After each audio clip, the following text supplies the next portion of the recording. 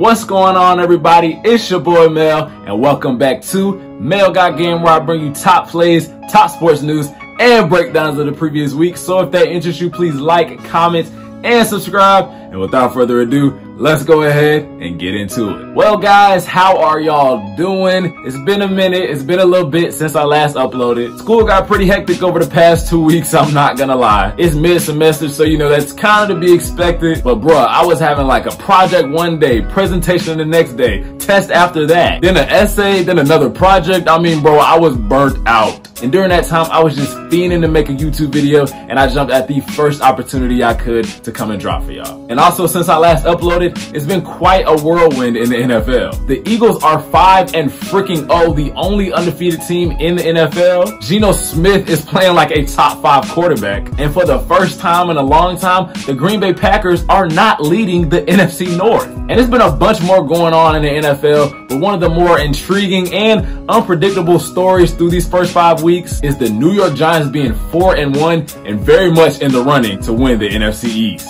Now today, we're going to be seeing if the New York Giants are some contenders or if they some pretenders. Now when I say contenders, I don't mean Super Bowl contenders necessarily. I mean, you could look at it like that, but when I say contenders, I mainly mean, is this team a true threat to win their division? Does this team have a good chance at making the playoffs? And when they make the playoffs, can they at least not be a first round exit? Now the entire NFC East is very competitive right now, except for the Commanders. Ooh. Just sorry I had to clear my throat there for a second. Commanders. Commanders. Hold on, let's drink some water. Get rid of that nagging cough.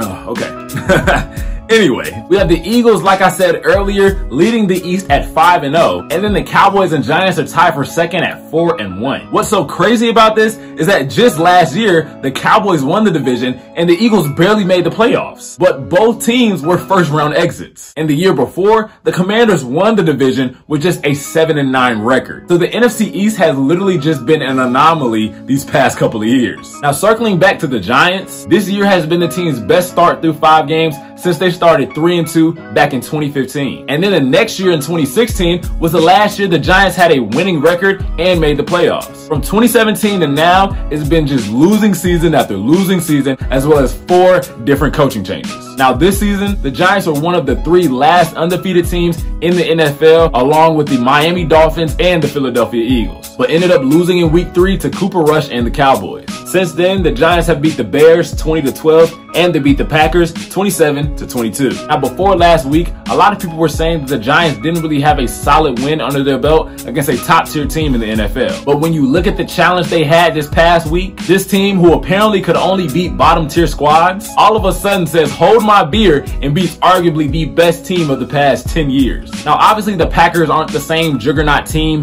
that we've seen in previous years, mainly due to their overhauled receiving core. But heck, I mean, they still have one of the best and most accurate quarterbacks ever in the NFL with Aaron Rodgers, who literally can turn disaster into success with one flick of the wrist. And what I feel like has been the biggest factor for the Giants' turnaround this year has been the play of running back Saquon Barkley. With Barkley being second in rushing yards in the NFL, only being 60 yards behind Nick Chubb, it's safe to say that the former Rookie of the Year back in 2018 is back to his old self. This man has struggled with a lot of injuries dating back to 2020 when he suffered a torn ACL, which prematurely ended his season, and an ankle injury, which limited him to only 13 games back in 2021. Last season, Barkley only had 593 yards. And in this season, he has almost passed that in just 5 games, putting Barkley on track for a career year. And looking at the Giants' past few seasons, this is the year they really needed Barkley to produce because their running game has just been very insufficient without him. Now with Barkley being the star of the show in New York,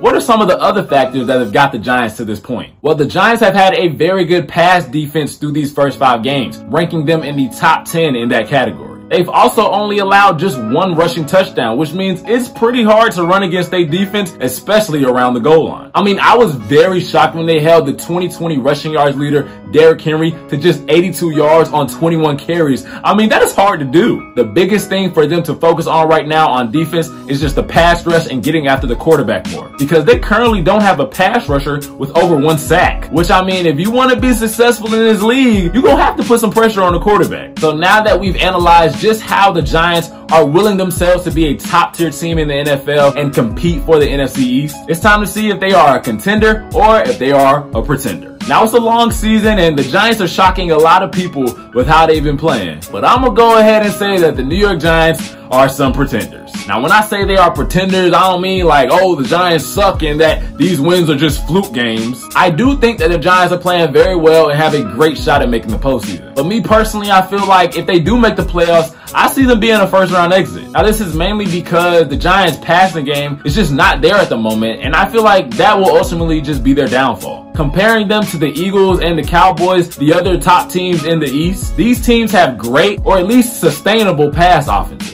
Right now, you can't really say that about the Giants, especially with how seldom they score through the air. Later in the season and in the playoffs, I think the Giants will encounter some teams that can stop the run, forcing them to pass the ball, which is something that they haven't really established yet. With Daniel Jones throwing for only 848 yards and 3 touchdowns through 5 games, and the team's leading receiver Sterling Shepard out for the season with a torn ACL, it's very possible that passing the ball could be their Achilles heel down the road. But it's still early, and if the Giants are able to establish a solid passing game with Jones and their receivers, then this team could really be a threat, and they have a strong possibility at winning that NFC East. But hey guys, that's just what I think. I love to hear what you guys think in the comments down below. Do you think the Giants are contenders or are they pretenders, and why? Now, I plan on making these contenders or pretenders videos a little series for the year. So let me know down in the comment section which teams you'd like me to analyze next and determine if they really contending this year or they just pretending and we should just not really pay them that much attention. Now, with that being said, it's your boy Mel. Please like, comment, and subscribe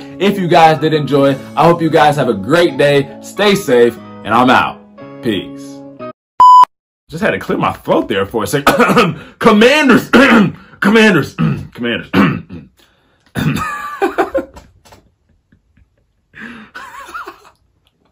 I swear, I can't catch a break on fantasy, bro. I'm going against Patrick Mahomes, Josh Jacobs, and Daniel Carson. Josh Jacobs has already scored once. Patrick Mahomes just scored again. Okay. And Daniel Carson already has 7 points. So I'm screwed. Okay. I'm screwed. All right. I'm screwed. I'm finna be 1-4. And that's not fun. That is not fun.